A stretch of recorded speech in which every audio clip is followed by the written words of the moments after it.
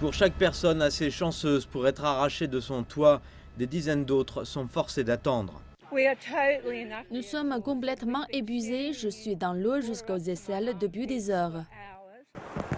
Les équipes de secours qui tentent de répondre à des milliers d'appels à l'aide sont gênées par des précipitations records. Jusqu'à 50 personnes et quelques chevaux ont été bloqués sur ce pont pendant la nuit avant d'être secourus.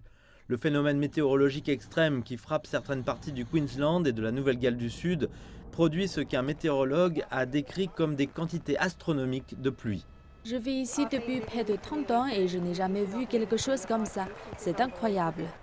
Des centaines de millimètres de pluie, assez pour submerger les rivières et les ruisseaux, submergent rapidement les maisons et des villes entières et priver d'électricité des dizaines de milliers de personnes.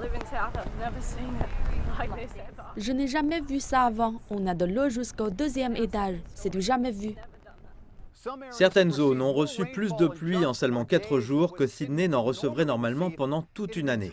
Si l'on ajoute à cela la quantité d'eau déjà présente dans le sol, l'été de la côte Est a été dominé par le phénomène climatique La Niña, généralement associé à des précipitations plus importantes pour une deuxième année consécutive. Nous devons tous nous préparer à la possibilité que des vies aient été perdues. J'espère vraiment que nous ne verrons aucun décès suite à cet événement. Je pense qu'il n'est pas réaliste qu'une catastrophe de cette ampleur n'ait pas fait des morts. Mercredi matin, au moins 10 personnes ont été confirmées mortes et des dizaines d'autres étaient toujours portées disparues. J'attends mes parents, ma mère, mon frère et 2 chiens. Des centaines de centres d'évacuation ont été mis en place, beaucoup sont remplis de personnes qui ont tout perdu.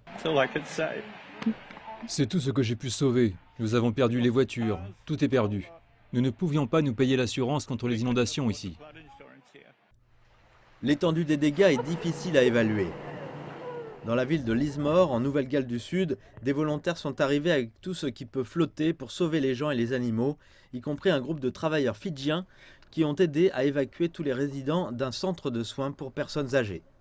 Parce que chez nous, au Fidji, c'est normal. Nous sommes habitués à aider les gens comme ça.